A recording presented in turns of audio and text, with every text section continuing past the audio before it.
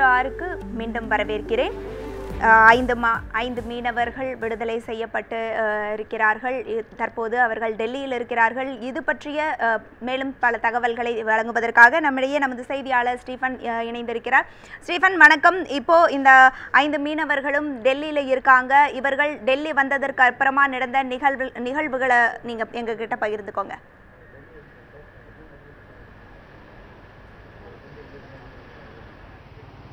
நிச்சயமாக பணிமலர், அதாவது 5:45 மணிக்கு டெல்லியில் இருக்கக்கூடிய இந்திரா காந்தி சர்வதேச விமான நிலையத்திற்கு 5 மீனவர்களும் வந்தடைந்தார்கள். அவர்களை வரவேற்பதற்காகவும் அவர்களை அரசு சார்பாக கூட்டி வருவதற்காகவும் அரசு வாகனங்கள் அங்கு நிறுத்தப்பட்டிருந்தன. ஆனால் அந்த அரசு வாகனங்களில் அவர்கள் செல்லவில்லை. தனியாக ஒரு வாகனம் அதற்காக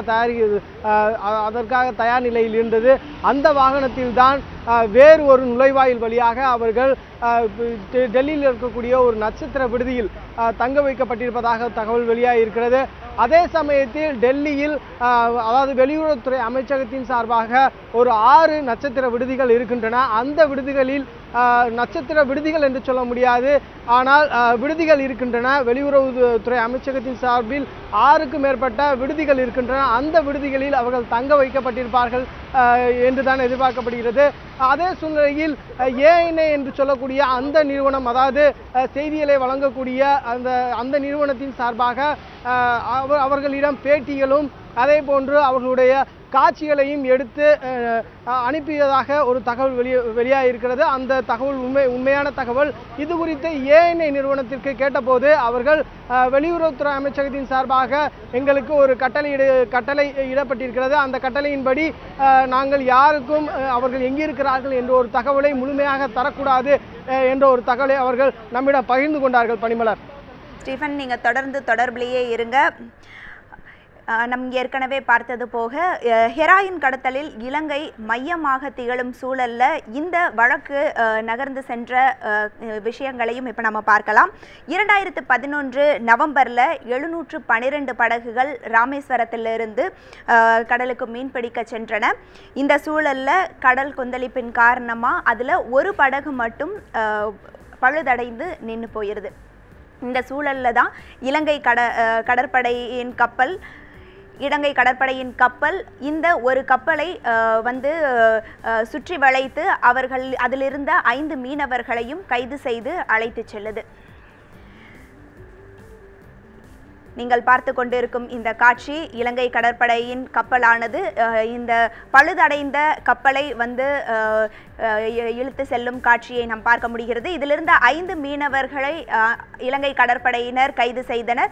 இவர்கள் மீது போதைப்பொருள் கடத்தியதாக வழக்கு பதிவு செய்யப்பட்டது. இந்த சூழலிலேயே மீனவர்கள் அக்டோபர் 30ஆம் தேதி தமிழக மீனவர்கள் 5 பேருக்கு தூக்கு தண்டனை விதிக்கப்பட்டது. இதற்கிடையில் மத்திய மாநில அரசுகள் தொடர்ச்சியாக பல ராஜாங்க நடவடிக்கைகள் எடுத்துக்கொண்டிருந்தனர். வழக்கு தொடர்ச்சியாக நடந்து கொண்டிருந்தது. இந்த சூழலிலேயே அக்டோபர் 30ஆம் தேதி இவர்களுக்கு தூக்கு தண்டனை உறுதி செய்யப்பட்டது. மீனவர் சங்கம் மற்றும் தமிழகம் எங்கும் தொடர்ச்சியாக பல போராட்டங்கள் நடந்து கொண்டிருந்தன. இந்த சூழலில் பிரதமர் மோடி அவர்கள் ராஜபக்சேவுடன் தொலைபேசி வாயிலாக உரையாடினார். இந்த உரையாடலின் அடிப்படையிலேயே தற்போது விடுதலை செய்யப்பட்டிருப்பதாக நமக்கு தகவல்கள் கிடைக்கின்றன. இந்த விடுதலையானது வெளிக்கடா சிறையிலிருந்து மீனவர்கள் தற்போது விடுதலை செய்யப்பட்டு டெல்லி வந்து சேர்ந்திருக்கின்றனர். இது பற்றி தொடர்ந்து மேலும் பல விஷயங்களை பேசுவதற்காக நம்மிடையே மே 17 இயக்கத்தின் சார்ந்த திருமுருகன் காந்தி அவர்கள் இருக்கிறார். அவர் மட்டுமல்லாமல் இந்த மீனவர்கள் ஐவரில் ஒருவரின் உறவினர் அவர்களும் நம்ம கூட இருக்கார். கிறிஸ்து ராஜா ஐயா, வணக்கம். இப்போ இந்த 5 மீனவர்களும் 3 ஆண்டுகளுக்கு பிறகு வெளிவந்திருக்காங்க. இந்த விஷயத்தை நீங்க எப்படி பார்க்குறீங்க? உங்களுடைய உணர்வு எப்படி இருக்கு? இது ரொம்ப சந்தோஷமா இருக்கு. ஆனால் நிறைய கோபங்கள் இருந்தாலும் இப்போதைக்கு இந்த சந்தோஷத்தை நாங்கள் மத்திய மாநில அரசுகளுக்கு நன்றி தெரிவிக்கிற கட்டத்தில் இருக்கிறோம். இந்த நேரத்தில் உங்ககிட்ட ஒரு முக்கியமான கேள்வியை முன்வைக்கிறது ரொம்ப சிறப்பாக இருக்கும்னு நினைக்கிறேன். இப்போ என்னன்னா, பாரதிய ஜனதா கட்சியுடைய வெற்றியாகவும் இந்த 5 மீனவர்கள் வெளிவந்திருக்கிறது பாரதிய ஜனதா கட்சியின் வெற்றியாகவும் மோடி என்ற தனிப்பட்ட ஒரு மனிதரின் வெற்றியாகவும் தொடர்ச்சியாக சொல்லப்படுது. அது மட்டும் இல்லாமல் இதை ராஜபக்சேவுக்கு நன்றி சொல்லும் ஒரு நிகழ்வுகள் தொடர்ச்சியாக நடந்துகிட்டு இருக்கிறத நீங்கள் எப்படி பார்க்குறீங்க? இது மோடி அரசாங்கத்தின் பலவீனத்தை காமிக்குது. ஏனென்றால் இவர்கள் நிரபராதிகள் என்கின்ற ஆதாரங்கள் இருந்தும் அதை வழக்கு பதிவு செய்த இலங்கை அரசாங்கத்தை ஒரு பொய்யான வழக்கை பதிவு செய்தார்கள் என்று உலகத்திற்கு நிரூபிக்கக்கூடிய வாய்ப்பை ஏன் மோடி தட்டி கழித்தார் என்கின்ற கேள்வி இருக்கிறது. மோடிக்கும் ராஜபக்சேவுக்கும் உறவு இதில் அம்பலப்பட்டிருக்கிறது.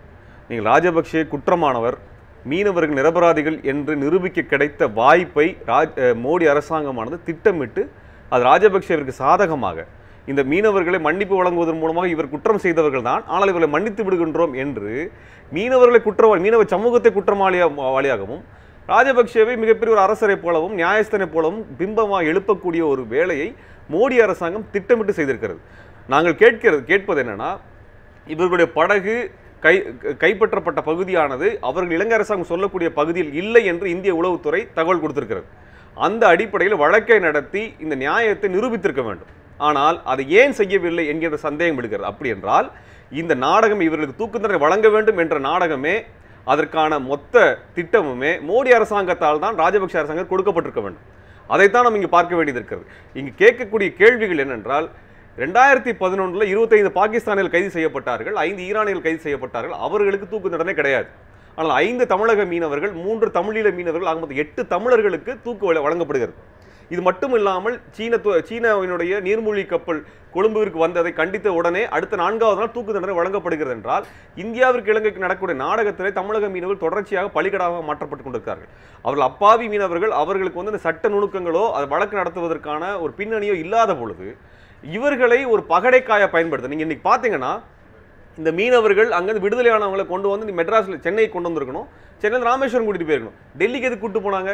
இதை வச்சு நாடகம் நடத்துகிற வேலையை மட்டும்தான் மோடி அரசாங்கம் செய்து கொண்டிருக்குது. இதுவரை இந்தியா இலங்கைக்கான கடற்கரை பகுதியில், அந்த கடற்படை பகுதியிலே பாரம்பரிய மீன்பிடியாக அறிவிப்பதற்கான எந்தவித முன்னெடுப்பையும் மோடி அரசாங்கம் செய்யவில்லை. ஆனாலும் இப்பொழுது தொடர்ச்சியாக அவர்கள் முன்வைக்கக்கூடிய வாதம், அதாவது கடந்த 10 ஆண்டுகளில் காங்கிரஸ் ஆட்சியில் 600 மீனவர்கள் கொல்லப்பட்டார்கள் அப்படின்னும், தற்போது இந்த ஆட்சியில் இதுவரை அந்த மாதிரியான சம்பவங்கள் நடக்கவில்லை, மீனவர்களை பிடிக்கிறாங்க, அவர்களுக்கு திரும்பி வெளியே விடுறது, இந்த மாதிரியான சூழல் தான் இருக்கு. இன்னும் அதிகமாக அங்க மீனவர்களை வெளியே விட்டுருக்காங்க மோடி அரசாங்கம் வந்ததுக்கு அப்புறம் அப்படிங்கிற வாதத்தை தான் தொடர்ந்து முன்வைக்கிறாங்க. அப்படி இருக்கும்போது இந்த காங்கிரஸ் அரசுக்கும் அந்த மீனவர்களை மீனவர் பிரச்சனையை கையாளுற விதத்துல காங்கிரஸ் அரசுக்கும் பாரதிய ஜனதா ஆட்சிக்கும் இருக்கிற வேறுபாடா இல்ல? நீங்க அதை ஒரே மாதிரி தான் பண்ணிருக்காங்க. அதே மாதிரி மோடி அரசாங்கத்துல பாரதிய ஜனதா கட்சியினுடைய கடந்த ஆட்சியின் பொழுதும் அதிகமான மீனவர் கொலை செய்யப்பட்டார்கள்.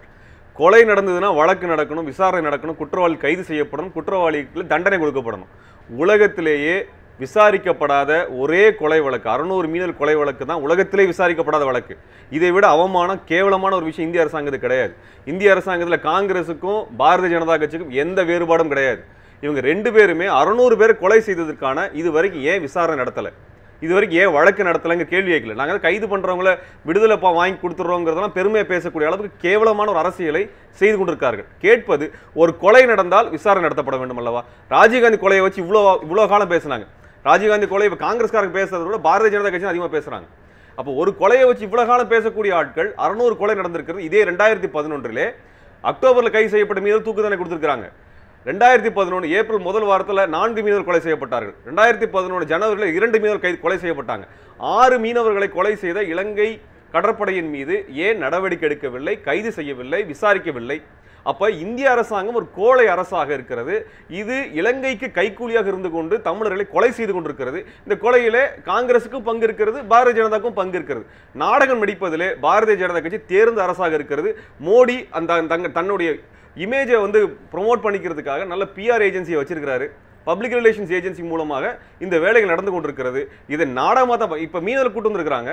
ஏஎன்ஐயில் மட்டும் கொடுக்குறாங்கன்னா மற்ற நியூஸ் சேனல் அலோவ் பண்ணலைன்னா இது சர்வாதிகார ஆட்சியாக தான் இருக்க முடியும். ஒரு பத்திரிகைக்கு சுதந்திரம் இருக்கிறது. மக்கள் வெளிப்படையாக உண்மை தெரிந்து கொள்ளப்பட வேண்டும்.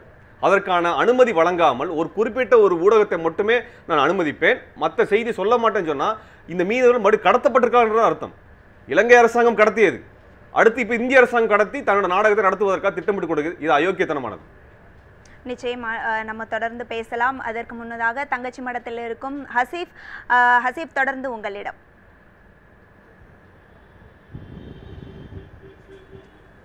பனிமலர், திருமுருகன் அவர் குறிப்பிடக்கூடிய மிக முக்கியமான விஷயங்களை கேட்டோம். அதாவது மீனவர்களை பொறுத்தவரை அவர்கள் சென்னைக்கு கொண்டு வந்திருக்கப்பட வேண்டும். ஒருவேளை அவர்கள் டெல்லியில் கொண்டு செல்லப்படுவதற்கான தேவை இருக்கும் பட்சத்தில் அவர்கள் மீடியாக்களை, அதாவது பத்திரிகையாளர்களை சந்திப்பதற்கு ஏன் அனுமதி அளிக்கவில்லை என்ற கேள்வி நம் முன் இருக்கின்றது. இந்த சூழலில் இந்த 5 மீனவர்களும் விடுதலையானது தொடர்ந்து அதாவது அதன் பிறகு அவர்களுடைய குடும்பத்தினர் எவ்வாறு தங்களுடைய மகிழ்ச்சியை பகிர்ந்து கொண்டார்கள் என்பதை இப்போது பார்ப்போம்.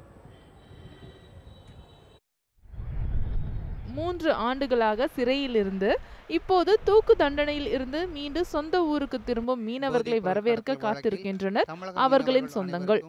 நீண்ட போராட்டத்திற்கு பிறகு மீனவர்கள் விடுதலையான தகவல் தங்களுக்கு எந்த அளவிற்கு மன நிம்மதியை அளித்தது என்று கூறுகின்றார் பாதிக்கப்பட்ட மீனவர் எமர்சனின் உறவினர். 3 அரசுகளுமே சேர்ந்து இந்த 5 மீனவர்கள் மேலே இறக்கப்பட்டு இவங்களுக்கு விடுதலை அப்படிங்கிற ஒரு பயங்கரமான ஒரு சந்தோஷத்தை எங்களுக்கு கொடுத்துருக்காங்க. இந்த விடுதலையை நாங்கள் எதிர்பார்த்து காத்திருந்தோம். ஆனால் இப்படி ஒரு துக்கம் நடந்த பின்னாடி அந்த விடுதலை எங்களுக்கு வரணும் அப்படின்னு இருக்கும்போது எங்களால் நேற்று விடுதலைன்னு சொன்ன பின்னாடி ஏற்றுக்கவே முடியல, எங்களால் நம்பவே முடியல. 5 மீனவர்கள் விடுதலை தொடர்பாக பல்வேறு விமர்சனங்கள் ஒருபுறம் இருந்தாலும் மீனவர்களின் உறவினர்கள் இவர்களின் விடுதலையால் மிகவும் மகிழ்ச்சி அடைந்துள்ளனர். தங்கள் போராட்டங்களுக்கு கிடைத்த வெற்றி என்று ஒருபுறம் கருதினாலும் மத்திய மாநில அரசுகளின் முயற்சியால் தான் மீனவர்கள் விடுதலை சாத்தியமானது என்பதால் மத்திய மாநில அரசுகளுக்கு நன்றி தெரிவித்துள்ளனர் மீனவர்களின் உறவினர்கள். போராட்டத்தில் என்ன சொல்லியிருக்கோமோ அதை வலியுறுத்தி அவங்கள்ட்ட முறையிட்டிருக்காங்க. எங்களுக்கு இந்த மீனவர்கள் இந்த தண்டனையிலிருந்து விடுவித்து மத்திய மாநில அரசுகள் தலையிட்டு அந்த தூக்கு தண்டனை ரத்து பண்ணி விடுதலை பண்ணியிருக்காங்க. அதுக்கு இந்த மத்திய மாநில அரசுக்கு நன்றி தெரிவித்துக்கிறோம். கடந்த சில ஆண்டுகளாக உறவுகளை பிரிந்து சிறையில் துன்பங்களை அனுபவித்து தற்போது மீண்டுள்ள எமர்சன் உள்ளிட்ட 5 மீனவர்களின் உறவினர்களுக்கும் இவர்களின் விடுதலை மிகுந்த உற்சாகத்தை அளித்துள்ளதை கண்கூடாகவே பார்க்க முடிந்தது.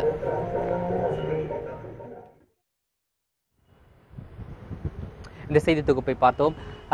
தற்போது ஒரு தகவல் கிடைக்கின்றது. டெல்லியில் இருக்கக்கூடிய மீனவர்கள் ஏர் இந்தியா 540 என்று அழைக்கப்படக்கூடிய அந்த விமானத்தில் இன்று இரவு 11:45 மணி அளவில் சென்னை அடைவதாக ஒரு தகவல் வெளியாகி இருக்கின்றது. இந்த தகவலை உறுதிப்படுத்தவும் கூட முடிகின்றது. ஆகவே இன்று இரவு 15:45 மணி அளவில் அவர்கள் சென்னை வர இருக்கின்றார்கள், அந்த 5 மீனவர்களும். இந்த சூழலில், அதாவது மீனவர்கள் கைது செய்யப்பட்டது தொடர்ந்து பல்வேறு வகையில் இங்கு இருக்கக்கூடிய மீனவர் சங்கங்கள் அந்த மீனவர்களை விடுதலை செய்வதற்கு நடவடிக்கை எடுத்து வருகின்றனர். அதில் ஒரு சங்கத்தைச் சேர்ந்த பிரதிநிதியான போஸ் அவர்கள் நம்மோடு இருக்கின்றார். தமிழ்நாடு விசைப்படகு மீனவர் தொழிலாளர் சங்கத்தினுடைய மாநில செயலாளர் போஸ் அவர்கள், இந்த 5 மீனவர்கள் நிரபராதி என்று நிரூபிப்பதற்கு இலங்கை நீதிமன்றத்தில் நீங்கள் முன்வைத்த வாதங்கள் என்ன? எங்களுடைய மீனவர்கள் சிறைப்பிடிக்கப்பட்டவுடன், அவர்கள் போதைப்பொருள் கடத்தியதாக அவர்கள் வழக்கு தொடுத்தவுடன் நாங்கள் இவங்க நிரபராதிகள், இவங்க அந்த மாதிரி செய்ய மாட்டாங்கங்கிற ஒரு கருத்தை வச்சு நாங்கள் பெரிய போராட்டங்களை, வேலை நிறுத்தம், உண்ணாவிரதம், இது மாதிரியான போராட்டங்களை அறிவித்து நாங்கள் நடத்திக்கிட்டு இருந்தோம். இதை கருத்தில் கொண்டு நம்முடைய தமிழக அரசு உளவுத்துறை மூலமாக விசாரித்து இவர்கள் நிரபராதி என்பதை கருத்தில் கொண்டு அவர்களுக்கான அனைத்து உதவிகளையும் செஞ்சாங்க. அவங்கள இந்த சூழலில் அவங்க நிரபராதின்னு நீங்கள் சொல்கிறதுக்கான ஏதேனும் ஒரு ஆதாரத்தை சொல்ல முடியுமா? இல்லை, எங்கள் மீனவர்களை பற்றி எங்களுக்கு தெரியும். எங்கள் மீனவர்கள் மொத்தத்திலேயே எங்கள் மீனவர்கள் யாரும் இது மாதிரியான தேசவிரோத செயல்களையோ கடலக்கடத்திலையோ ஈடுபட மாட்டாங்கங்கிறது உறுதியானது. யாராச்சும் இது மாதிரி தேசவிரோத நடவடிக்கை எடுக்கும் கள்ளக்கடத்தில் போனால் மீனவர் போர்வையில் எங்கேயாச்சும் ஒரு மூலையில் போய் ஒரு போட்டை வாங்கிட்டு அன்றைக்கி ஒரே நாளில் முடிச்சுட்டு போயிடுவாங்க. அது மாதிரியான சம்பவங்கள் எங்கள் மீனவர்கள் ஒருபோதும் நடத்த மாட்டாங்க. ஒவ்வொரு காலகட்டத்திலையும் நாங்கள் தேச பக்தியோடு நாங்கள் நடந்து கொண்டிருக்கோம். இந்த சூழல் நேரடியாக மீனவர்கள் சென்னைக்கு கொண்டு வரப்படாமல் டெல்லிக்கு கொண்டு செல்லப்பட்டு அங்கும் கூட பத்திரிகையாளர்களை சந்திக்க விடாமல் அவர்கள் தடுக்கப்பட்டிருக்கிறார்கள். இதை நீங்கள் எப்படி பார்க்கிறீர்கள்? பத்திரிகையாளர்கள் சந்திக்க விடாமல் தடுக்கிறது எங்களுக்கு பிடிக்காத ஒன்று தான். அவங்க பத்திரிகையாளர் சந்தித்து இல்லை எங்களுக்கு யார் என்ன உதவி செஞ்சாங்க, எப்படி நாங்கள் வந்தோம், இலங்கையில் யார் உதவி பண்ணாங்க, இந்தியாவில் யார் உதவி பண்ணாங்க, எங்களுக்கு உள்ள நடந்த சம்பவங்கள் என்னங்கிறத மக்களுக்கு இந்த நாட்டுக்கு தெளிவுபடுத்தணுங்கிறது முறையான சமாச்சாரம். அதை தடுத்துருக்கக்கூடாது, அது தவறு தான். சரி, இந்த சூழலில் அடுத்த கட்டமாக மீனவர்கள் இங்கு வரும் பட்சத்தில் உங்கள் முன் இருக்கக்கூடிய மற்ற முக்கியமான கோரிக்கை என்ன? அதாவது இன்னைக்கு வந்து இந்த மீனவர்களை 30ஆம் தேதி அவங்களுக்கு மரண தண்டனை அறிவித்த உடனே யாருமே ஒருத்தர் கலந்துக்கிறாம அதுவாக ஒரு எழுச்சி ஏற்பட்டு ஒரு சாலை மறியல் 12 மணி நேரம் சாலை மறியல், ரயில் தண்டவாளம் பெயர்ப்பு எல்லாம் நடந்து இது மாதிரியான ஒரு பிரச்சனை நிகழ்வு ஏற்பட்ட உடனே தான் அரசுகள் எல்லாருமே எங்களை திரும்பி பார்த்தாங்க. எங்களுக்கு ஒட்டுமொத்த தமிழகமும் எல்லா தரப்பும் அனைத்து கட்சி, அனைத்து சமுதாயம், சுவாமிஜிகள், அப்புறம் வக்கீல்கள், வர்த்தக சங்கம் அனைவரும் எங்களுக்கு சப்போர்ட்டாக இருந்த உடனே இந்த பிரச்சனை உடனே கையில் எடுக்கப்பட்டு இந்த மீனவர்கள் விடுவிக்கப்பட்டு இங்கு கொண்டு வந்து சேர்க்கப்பட்டிருக்கிறார்கள் என்பது எங்களோட கருத்து. எங்களுடைய மீனவர்கள் விடுவிக்கப்பட்டது மட்டும் போராத ஒன்று, இன்னும் நாளைக்கு கடலுக்கு போனால் இன்னும் ஒரு போட்டை பிடிச்சி ப்ரௌன் சுகர் கடத்தினாங்கன்னு ஒரு கேஸை போடக்கூடிய நாடு தான் இலங்கை நாடு. திரும்பவும் செய்யக்கூடிய வாய்ப்புகள் இருக்குது. அதனால் அரசாங்கம் வந்து நிரந்தரமான தீர்வு ஒன்று காண்றதுக்கு வேணும். தேர்தலுக்கு முன்னாடி இந்த அரசாங்கம் எங்களுக்கு முன்னாடி வந்து காங்கிரஸ் அரசாங்கம் இருக்கும்போது எங்களுடைய பிரச்சனைகளை கையில் எடுத்துக்கொண்டு கடல் தாமரை போராட்டம், கடல் முற்றுகை போராட்டம் அறிவிச்சாங்க. அந்த போராட்டங்களில் இன்னைக்கு இருக்க வெளிவாரத்துறை அமைச்சர் கூட சுஷ்மா ஸ்வராஜ் அவர்கள் கூட சொன்னாங்க, உங்கள் பிரச்சனையை நாங்கள் கையில் எடுப்போம், வந்த உடனே உங்கள் பிரச்சனையை தீர்த்துருவோம், உங்கள் படகுகள் மீனவர்களாக மீட்கப்படுவாங்கன்னு சொன்னாங்க. இது வரைக்கும் இல்லாத அளவுக்கு இந்த அரசு வந்த பின்னாடி தான் 82 படகுகள் மொத்தத்தில் சிறைப்பிடிக்கப்பட்டு அங்கே இருக்கிறாங்க. 24 மீனவர்கள் இன்னும் மீட்கப்படாமல் இருக்கிறாங்க. இதுக்கு முன்னாடி இருந்த அரசு வெளியே போகும்போது கூட ஒரு படகோ மீனவரோ அங்கே சிறையில் இல்லை. இவங்க இதே மாதிரி இதுக்கு முன்னாடி இருந்த பிஜேபி அரசாங்கத்திலையும் 108 படகுகள் சிறைப்பிடிக்கப்பட்டு திரும்ப அரசாங்கம் மாறின பிறகு தான் வெளியே எங்களுக்கு எடுக்கப்பட்டது. இதுக்கு நிரந்தர தீர்வு காணணும்னா அரசாங்கம் வந்து 2 நாட்டு மீனவர்களையும் உட்கார வைக்கணும். அவங்களுக்கு என்ன, அவங்க வந்து சொல்லப்போனால் இன்னைக்கு 30 வருஷம் கழிச்சு மீன் பிடிக்க வந்திருக்காங்க. 30 வருஷம் கழிச்சு அவங்க இலங்கையில் 1983 ஏற்பட்ட இனக்கலவரத்துக்கு பின்னாடி அவங்கள மீன் பிடிக்கவே அந்த அரசாங்கம் அனுமதிக்கலை. இன்னைக்கு அந்த தொழில் எடுத்து அந்த மீனவர்கள் கையில் எடுத்துக்கிட்டு இன்னைக்கு வந்திருக்கிறாங்கன்னா அவங்களுடைய குறைகள், அவங்களுக்கு என்ன இடர்பாடுகள், எங்களுடைய மீனவர்கள் அங்கே வர்றதுனால என்ன பிரச்சனைகள்ங்கிறத இந்த அரசு ஆராயணும். அரசு ஏற்படுத்தியிருக்கின்ற சட்ட விதிமுறைகளை கடைப்பிடிக்கணும். அரசு ஏற்பட்ட சட்ட விதிமுறைகளை கடைப்பிடிச்சாலே இந்த பிரச்சனைகளுக்கெல்லாம் ஒரு தீர்வு காண முடியும். அரசு வந்து அந்த சட்ட விதிமுறைகளை கடைப்பிடிக்கவே இல்லை. அதாவது தடை செய்யப்பட்ட வலைகள், கூடுதல் ஹார்ஸ் பவர் உள்ள இன்ஜின்கள், இந்த மாதிரி உள்ளது இழுவலையை கொண்டு போய் அவங்களுடைய தொழில் பகுதியில் இழுக்காமல் இருக்கக்கூடிய நிலைமையெல்லாம் ஏற்படுத்தியிருக்கணும். நன்றி நன்றி நன்றி ஐயா. போஸ் ஐயா அவர்களை பொறுத்தவரை அவர் முன்வைக்கக்கூடிய மிக முக்கியமான விஷயம், இனியும் இது போன்ற சம்பவங்கள் நடைபெறாமல் தடுப்பதற்கு அரசு உரிய நடவடிக்கை எடுக்க வேண்டும். ஏற்கனவே இலங்கை அரசினுடைய கட்டுப்பாட்டில் இருக்கக்கூடிய 82 படகுகளை மீட்பதுடன் அங்கு சிறைப்பிடிக்கப்பட்டிருக்கக்கூடிய 24 மீனவர்களை மீட்பதற்கான நடவடிக்கையை எடுக்க வேண்டும். ஒட்டுமொத்தமாக இந்த பிரச்சனைக்கு தீர்வு காண 2 நாட்டு மீனவர்களையும் அமர்ந்து பேசுவதற்கான ஏற்பாட்டையும் செய்ய வேண்டும் என்ற கோரிக்கையை முன்வைக்கின்றார். பனிமலர், இனி உங்களுடன். நிச்சயமாக ஹசீஃப், நீங்கள் குறிப்பிட்டது போகவே இந்த பிரச்சனைக்கு நிரந்தர தீர்வு காண்பது மிக அவசியமாக இருக்கிறது. இந்த சூழலில் நம்மிடையே கிறிஸ்துராஜா மற்றும் மே 17 இயக்கத்தைச் சேர்ந்த திருமுருகன் காந்தி அவர்கள் இணைந்திருக்கிறார்கள். ஒரு சிறிய இடைவேளைக்கு பிறகு அவர்களுடன் தொடர்ந்து பேசலாம்.